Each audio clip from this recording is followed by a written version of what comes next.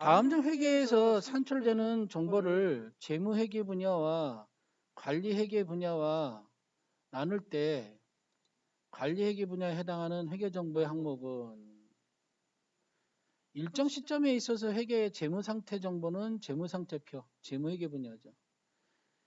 일정 기간 동안에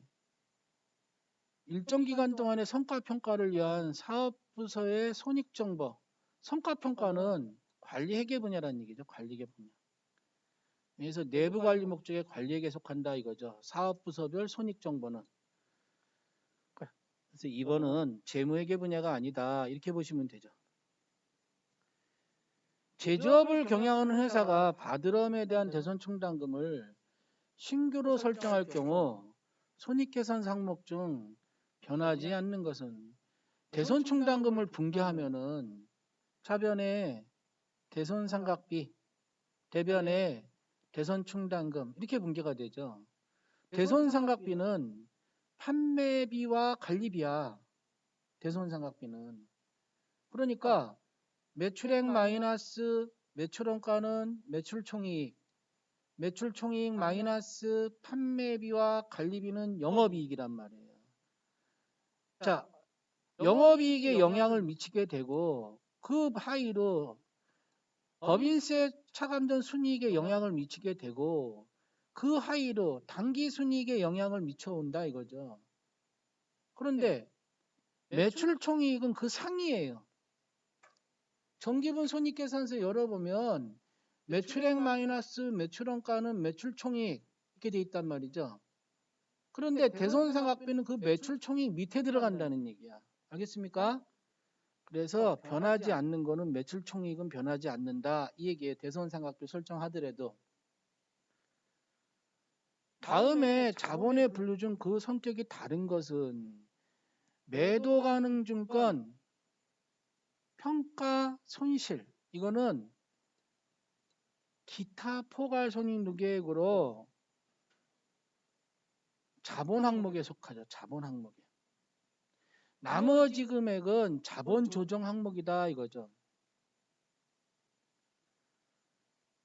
다음 중 재화의 수익 인식 기준에 대한 설명으로 잘못된 것은 상품권 매출은 물건을 팔면서 상품권을 회수하는 때 여러 번 나왔죠. 이제 단기 활분 판매는 재화를 인도하는 때, 위탁 판매는 내가 판매를 부탁한 거예요. 판매를 부탁받은 자가 팔았을 때죠. 대금을 지급받은 때가 아니라 수탁자가 물건을 판 시점의 수익으로 본다는 얘기죠. 그래서 3번이 잘못됐다. 재고자산의 평가 방법에 대한 잘못 설명한 것은 다 맞는 것이고 총평균법이 아니고 이동평균법이에요. 이동평균법. 매번 평균 단가를 내는 게 이동평균법이에요. 다음 중 일반 기업회 기준상 유형자산의 감가상각에 대한 설명으로 옳은 것은 감가상각 방법은 해당 자산으로부터 예상되는 미래 경제적 효익의 소멸 형태에 따라 선택하고 소멸 형태가 변하지 않는 한 매액이 계속 적용한다.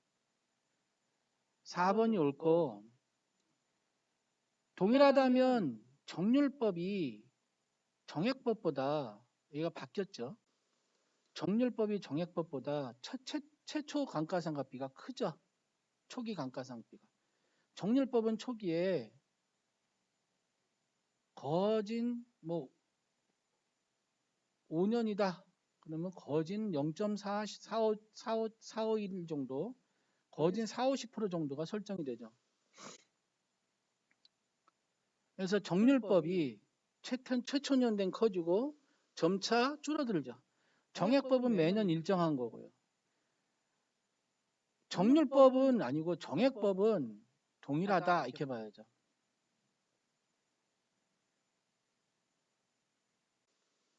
비용을 충당하기 위해서 인식하는 게 아니라 원가 배분을 하기 위해서 감가상각을 하는 거죠. 그래서 옳은 것은 4번이다. 다음 개정 과목 중 영업의 수익 항목이 아닌 것은 이 중에 자기주식 처분이익은 자본잉여금에 속하죠. 자본잉여금은 좀 외워둘 필요가 있다 그랬죠? 유동성 배열법은 재무상태표에 비교적 빨리빨리 현금화가 되는 움직이는 그러한 순서대로 적어주는 게 유동성 배열법이에요.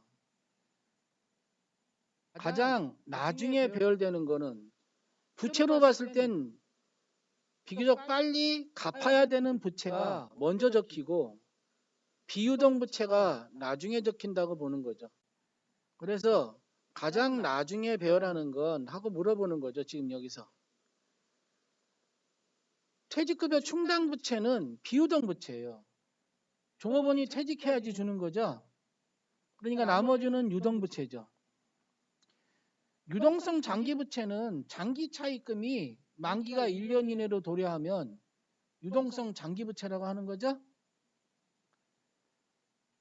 다음 중 제조원가를 구성하지 않는 것은 제조원가는 재료비, 노무비, 제조경비, 제조간접비를 얘기하는 거죠. 기초제공품은 이미 공장에 현재 믹스되고 있는 제조 과정에 있는 것이 연도를 넘어온 제조 중의 것, 그걸 기초제공품이라고 보죠. 제조원가는 직접 재료비, 직접 노무비, 제조간접비를 제조원가라고 하는데 직접 재료비와 직접 노무비는 기본원가, 기초원가, 직접 노무비와 제조간접비는 가공원가, 가공비 이렇게 얘기했죠. 거기에 직접 노무비는 기본원가에도 속하고 가공원가에도 속한다 이렇게 했단 말이죠. 주어진 자료를 이용하여 제조간접비를 계산하면 얼마인가?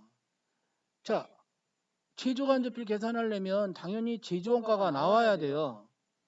저기 보니까 기본원가가 지금 700만 원이에요. 기본원가가 700만 원.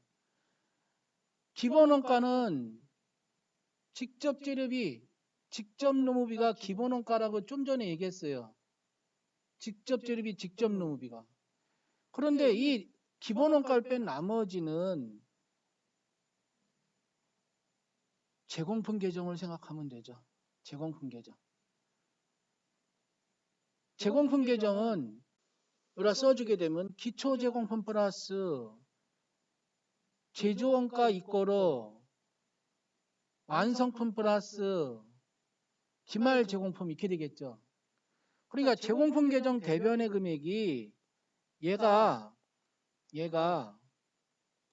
제공품 계정 대변에 얘가 완성품이고 얘가 기말 제공품이죠. 두 개를 더해서 차변의 기초 제공품과 제조원가가 더해진 값이랑 같아야 되니까 얘랑 제조원가랑 더한 금액이 이 두 개의 금액과 같은 거라는 뜻이죠. 기초 제공품 플러스 제조원가 이꼬로 기말 제공품 플러스 단기 제품 제조원가니까. 그러면 이 두 개를 더해서 얘를 빼면 재료비, 노무비, 제조간접비가 나오는 거예요. 제조원가가 1000만 원에 200만 원 더해서 100만 원 빼면 제조원가가 얼마가 나와요? 1100만 원 나오죠. 그 제조원가는 100만 원과 1100만 원 더한 게 얘랑 똑같은 값이라고 보는 거예요. 지금 얘랑 똑같은 값이라고. 그래서 1100만 원이 제조원가인데 그 1100만 원의 제조원가는 이 700만 원에 어떤 제조간접비를 더한 거냐? 400만 원 나오죠. 400만 원.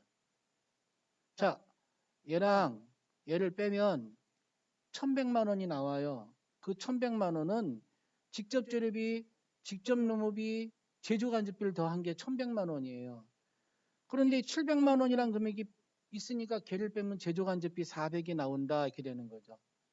어제 얘기했죠. 100페이지. 그거 외워야 된다. 다음은 어떠한 원가 행태를 나타내는 그림인가? 여기서 그래프가 만약에 이렇게 올라가면 변동비인데 여기서 그래프가 이렇게 올라가면 변동비인데 어떤 일정한 고정 형태를 가진 변동비를 얘기하는 거예요. 변동비는 변동비지만 고정비의 형태를 살짝 가진 변동비, 다른 말로 준변동비다라고 하는 거죠. 준변동비. 당사는 선의선출법으로 종합원가 계산을 하고 있다. 다음 자료를 보고 기말 제공품 원가를 계산하면 얼마인가? 이건 곱하기 하면 돼요. 재료비 500, 단가 500원 곱하기 700개. 그럼 57에 35. 35만 원이 재료비의 기말 제공품이고, 가공비는 여기 봐요. 가공비는 700개 60%만 따져서 곱하면 돼요. 67에 42. 420개를 400원에 곱하면 되는 거죠. 가공비는.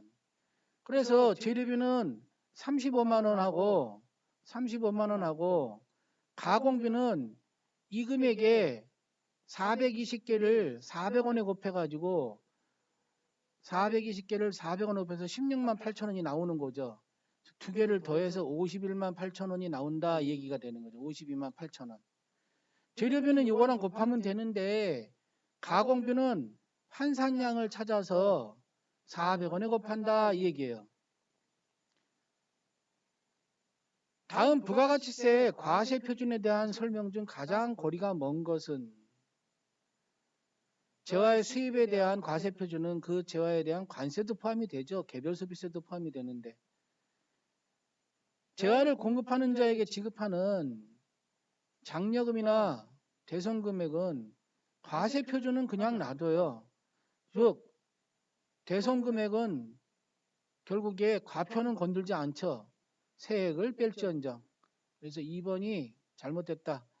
현행 부가가치세법에 대한 설명으로 옳지 않은 것은 사업자만 부가가치세 납부할 의무가 있다라고 되어 있는데 일반적으로는 그렇지만 수입을 하는 경우에는 개인이나 지방자치단체도 우리가 수입세금계산서 소비지급 과세 원칙에 의해서 부가세 납세 의무가 있는 거죠. 신고할 의무가 있고요. 그래서 1번. 다음 중 부가가치세의 영세율에 관련된 설명 중 틀린 것은 영세율은 세부담의 역진성을 완화하기 위한 거는 면세를 얘기하는 거죠. 면세를 우리가 역진성 완화하기 위해서 면세 제도를 뒀다라고 하는 거예요.